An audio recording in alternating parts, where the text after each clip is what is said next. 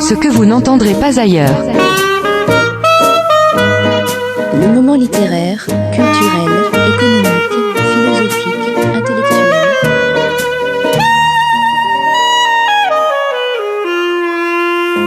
Avec Stéphane sur RLP.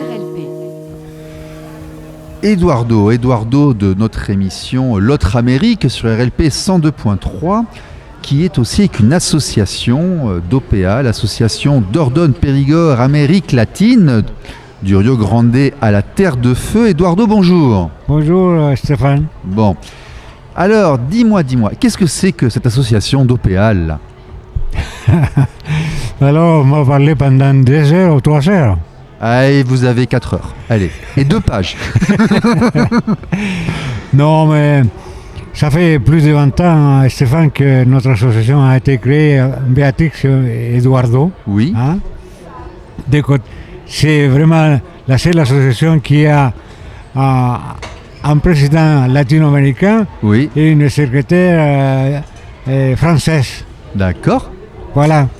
Et quand on fait l'émission, je dis souvent que c'est la seule émission aussi où il y a vraiment un couple international.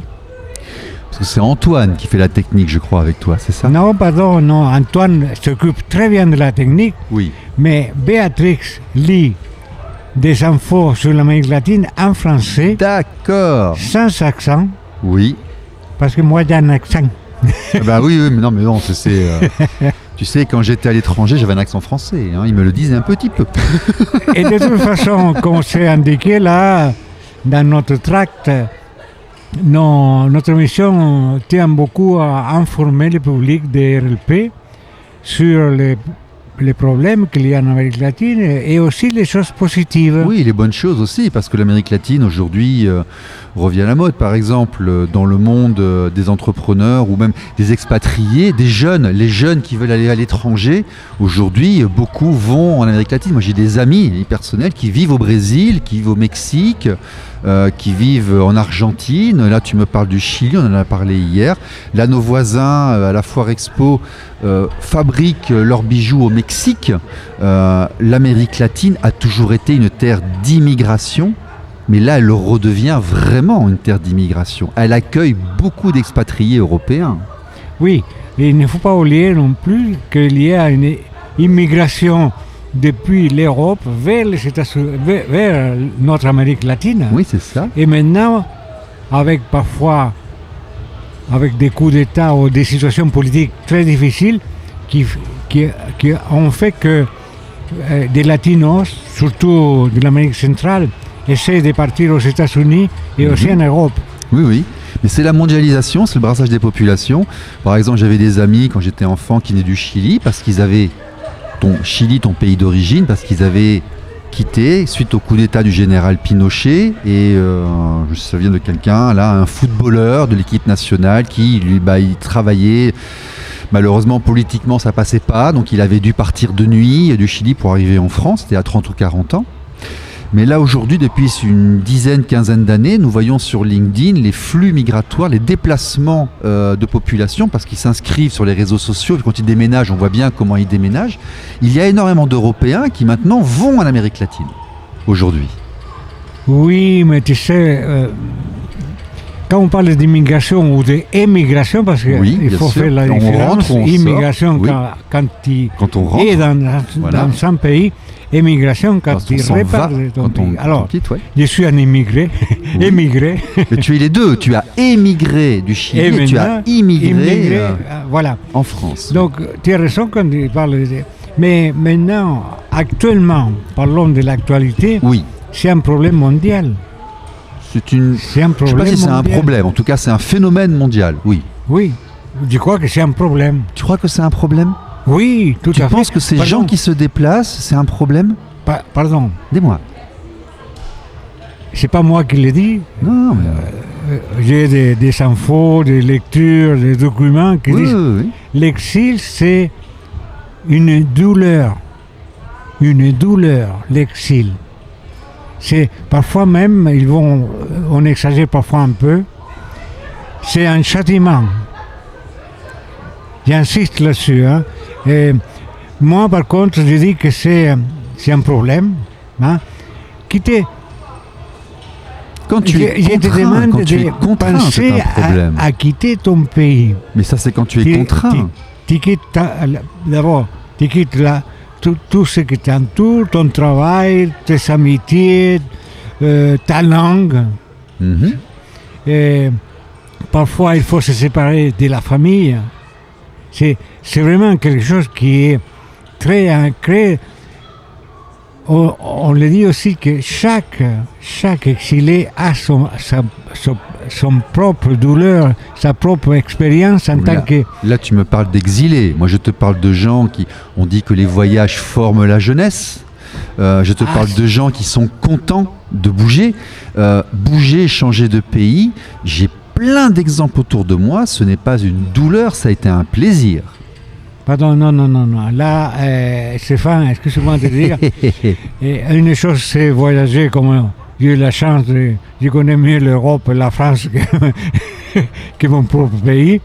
Mais c'est une chose, c'est l'exil, et l'autre, c'est voyager, comme on dit, je crois que c'est Montaigne qui avait dit que les voyages, on ne sait pas qui, forment la jeunesse. Mm-hmm. C'est oui et non. Et j'insiste là-dessus, voyager comme le font avec les étudiants, avec les trucs d'Erasmus. Oui. Ils passent quelque temps à l'extérieur.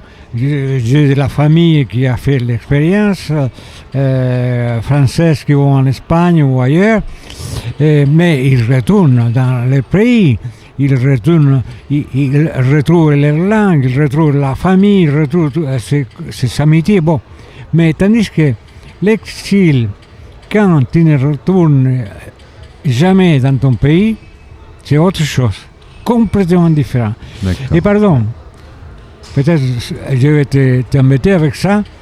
Parfois, on parle de l'exil et des personnes qui n'ont jamais connu les vrais exils. Je parle des vrais exils. Oui, mais ce n'était pas forcément de ça dont je voulais parler. Toi, visiblement, tu as été plus ou moins obligé.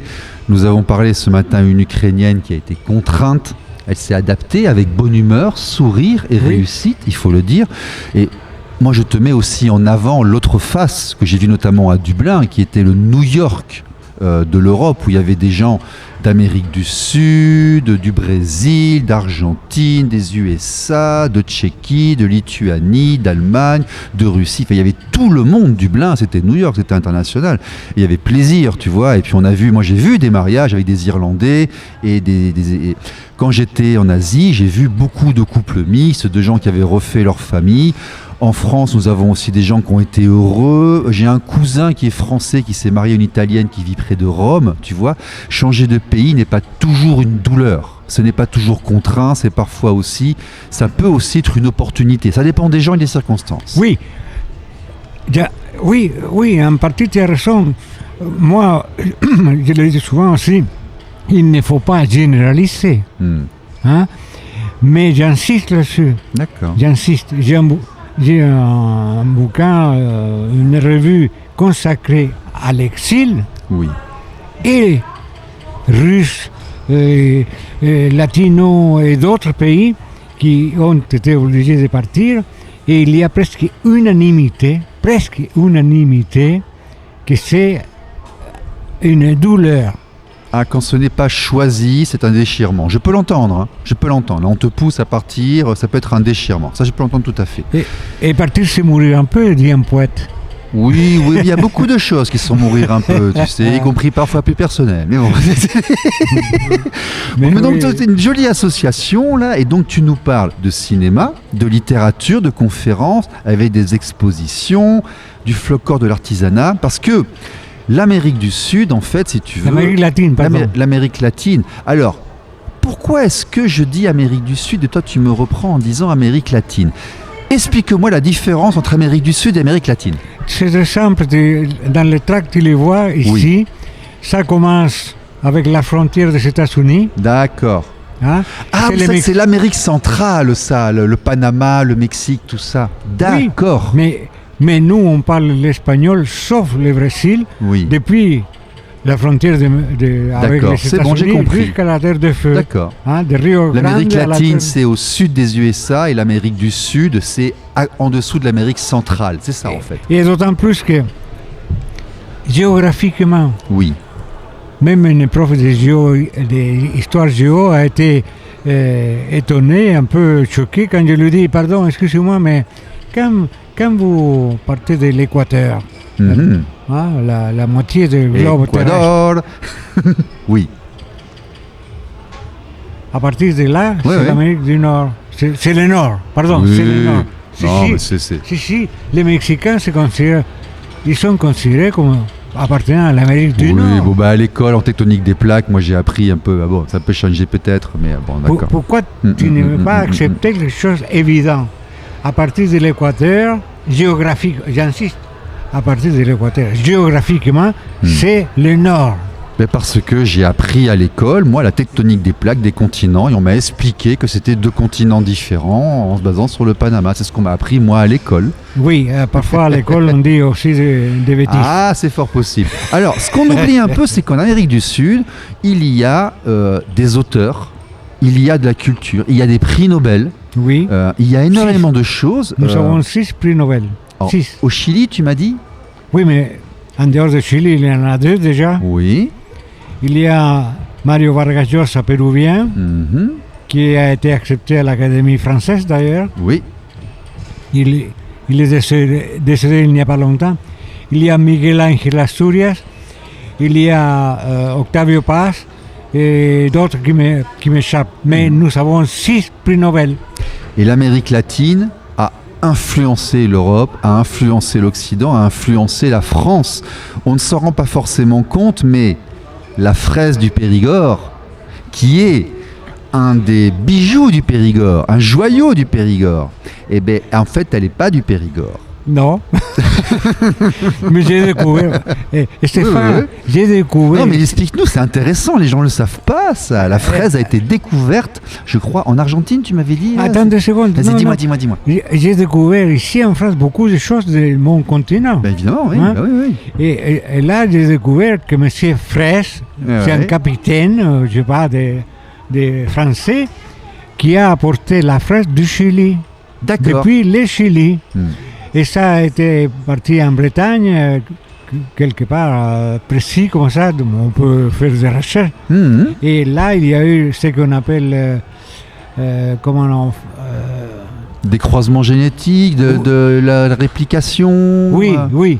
Et là, mais l'origine de la fraise, ça vient du Chili. Et oui.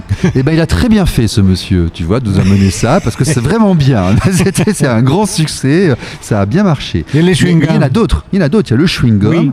Il y a, je vois, l'avocat. Ah oui, ça vient de... Avocado. On dit comment là? Avocado. Oui, c'est curieux, mais... Et l'avocat, ça vient d'où l'avocat? Nous, pardon. Oui. Nous, on dit avogado. Si. Et ici en France, c'est avocat. Oui. Mais c'est curieux parce qu'on appelle l'avocat celui qui plaide et l'avocat pour manger. C'est vrai. Tandis que là-bas, l'avocat, on l'appelle palta. D'accord. La palta. Ok.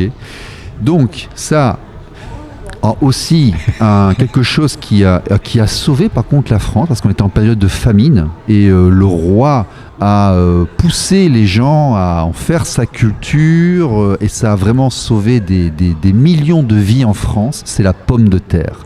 Et dans l'inconscient, l'imaginaire des gens, la pomme de terre vient d'Amérique du Nord. Mais la pomme de terre ne vient pas d'Amérique du Nord. Non, excusez-moi. C'est là, ça va choquer que certaines personnes, je le dis parfois à des élus de la Dordogne, il y a beaucoup d'ignorance vis-à-vis de notre continent. Oh mon monsieur, à propos de beaucoup de choses, il y a beaucoup d'ignorance. Oui, avec de l'humeur, peu importe. Oui, tout à fait. Mais je le dis sérieusement, parce que attribuer l'origine de la pomme de terre aux États-Unis, ça vient du Pérou. Mais oui. Et ça a sauvé des gens. C'est quel roi? C'est Louis XIV, je crois, qui l'a mis en France, là. Oui, je crois que c'est Louis XIV. Et il l'a envoyé en province, à divers endroits. En fait, Parmentier. C'est ça. C'est Monsieur Parmentier qui offrait aux seigneurs locaux des repas pour les convaincre et après leur laisser des semences pour qu'ils imitent la cour. Et donc ça s'est répandu dans la population et ça a sauvé les gens de la famine parce qu'il n'y avait pas grand-chose à manger. C'était une époque difficile. Et c'est très bien ce que tu évoques, la famine, parce que toi qui connais l'Irlande, bien... Ah, ils ont souffert. Il y a eu et c'est la pomme de terre qui a sauvé la famine aussi. Bah oui, tout à fait, dans beaucoup de pays d'Europe, etc. Et... Non, surtout en Irlande. Ouais. Ah, la Guinness aussi un peu, mais bon, ça c'est autre chose. Et là, mon grand-père va faire des bons quand il va apprendre que le haricot vert, en fait, n'est pas européen. Mais écoute, parfois on a contesté certaines personnes qui ont regardé une expo, qui ont fait on invente quelques tableaux où on montre l'historique de chaque produit. Parfois il y a des personnes, une dame africaine qui a dit non, c'est pas de... Mais si on le met comme ça dans un bouquin, que c'est bien expliqué l'origine, bon, est-ce que tu vas contester tout? Je ne sais pas. Alors on parle aussi du tournesol, on parle aussi du tabac, on parle aussi du chewing-gum, on parle aussi du piment. Enfin, ça c'est intéressant de voir qu'au nombre de plantes qui sont... Bon, celles-là on sait qu'elles sont exotiques, mais celles dont on a parlé avant, tu vois, on pensait vraiment qu'elles étaient d'ici, mais non, elles ont été brassées par les mouvements de population, par la découverte de l'Amérique latine et elles sont venues chez nous. Ça c'est pour la partie influence, on va dire légumineuse, plantaire, tout ça, fait des plantations. Des petits soucis, en fait. Et la nourriture, tout à fait, et la nourriture. Alors, il y a une culture littéraire qui nous vient d'Amérique du Sud. Il y a des grands auteurs qui viennent d'Amérique du Sud, y compris du Chili. Ah non, connu dans le monde entier, traduit, je ne sais pas à combien de langues, Pablo Neruda. Pablo Neruda, oui. Puedo escribir los versos más tristes esta noche. Escribir, por ejemplo, la noche está estrellada y tiritan azules los astros a lo lejos. Voilà. Ça parle de nuit, la nuit, on regarde le ciel et les étoiles brillent. C'est ça que tu as dit, je crois. Oui. Voilà, oui. Pablo de manière très poétique. Oui. Et il y a parfois quand on fait des soirées littéraires, musicales, je pose la question au public. Est-ce que vous connaissez José Martí? Parfois une personne lève la main et je dis non, attendez. Il y a à côté un musicien, je dis s'il te plaît, Michael, joue. Et il commence et on chante ensemble. Yo soy un hombre sincero, de donde crece la palma, y antes de morir me quiero echar mi verso del alma. Guajira, Guantanamera. Guantanamera. Voilà, et c'est José Martí, un poète cubain qui a écrit ce poème qui a été pris en musique. Ah, ça c'est intéressant ça. Cubain. Pour toi, c'est l'Amérique latine ou c'est les Antilles? Mais non, c'est l'Amérique latine. Ah! Mais oui, ça fait partie. Je viens de chanter un poème en espagnol. Oui, j'ai entendu. Mais c'est à côté de la Guadeloupe, c'est à côté des Bahamas, c'est à côté de... Oui. Alors. Est-ce que tu oublies qu'il y a, dans l'histoire, il y a des empires? Je ne vais pas trop parler de l'empire français. Mais à côté aussi, il y a la Martinique et Saint-Martin, la Guadeloupe, Saint-Martin. Voilà, donc certains empires qui ont collapsé, qui sont un peu... Bon. Voilà. Oui. L'espagnol, donc, ils ont conquis Cuba. D'accord. Donc, en fait, dans l'Amérique latine, tu inclus les Antilles qui parlent espagnol. Oui. D'accord. Oui. D'accord. Même parfois, Haïti, on les considère... Oui. Mais comme on parle français, mais il y a certains qui veulent l'inclure. Parce que n'oublions pas que la France a une frontière avec l'Amérique latine. Oui, notamment à Kourou, en Guyane. Voilà, exactement. Oui, tout à fait. Tu vois. Alors on y envoyait les gens qu'on voulait pas à une époque là-bas. C'était le bagne. Et même maintenant, on lance des satellites. Là. C'était notre Australie à nous, la Guyane. Oui, voilà.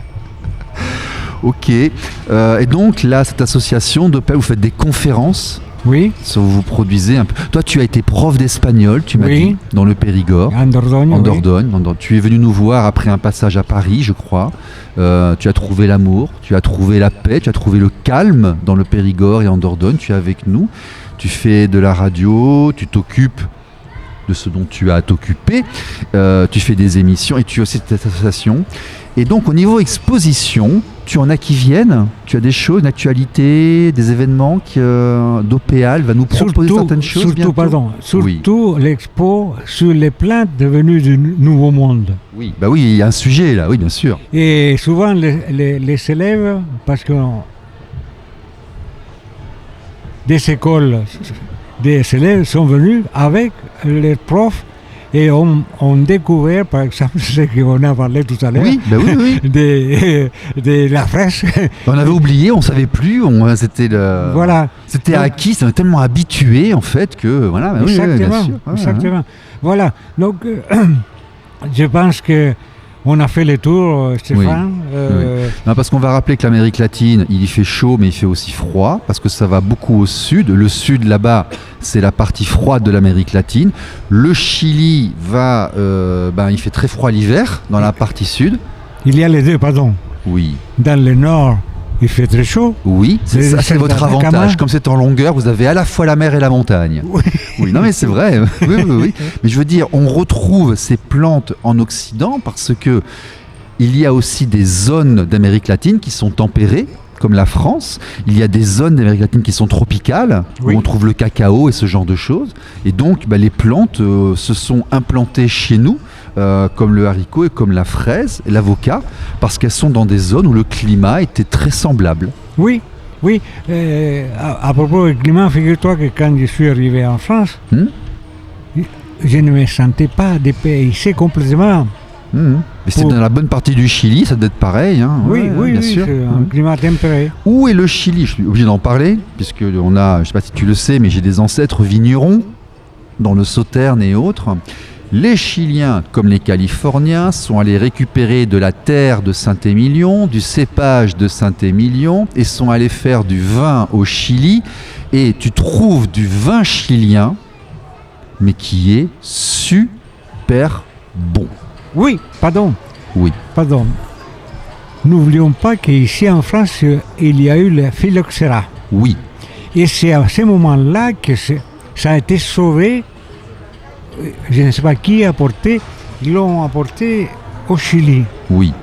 Et de là, fait que maintenant, Madame Rothschild, il y a une maison de vin au Chili, Rothschild et d'autres. Oui, il y a un château Rothschild, oui. Voilà, donc il ne faut pas oublier ça, c'est important, tu vois. Oui, tu as raison, le phylloxéra a fait qu'on est allé rechercher des semences et des sarments, des pieds de vigne un peu partout. Oui. Et il y a eu un brassage dans le sud-ouest qui était très touché. Et moi, ce qui m'a impressionné, c'est régulièrement, à l'époque où j'étais à Paris, il m'arrivait d'aller au restaurant et je trouvais des vins chiliens qui concurrençaient les vins français et je me disais bon sang, ils viennent de l'autre bout de la planète, ils sont super bons, ils coûtent presque moins cher que les nôtres et franchement, il y a un savoir-faire, il y a un très fort savoir-faire. Oui, mais un savoir-faire aussi français. Oui. Comme quoi les gens, t'as vu, se déplacent, les plantes se déplacent, crois, œnologues, oui, œnologue c'est pour goûter et autres, mais il y a aussi français. Oui, tout à fait.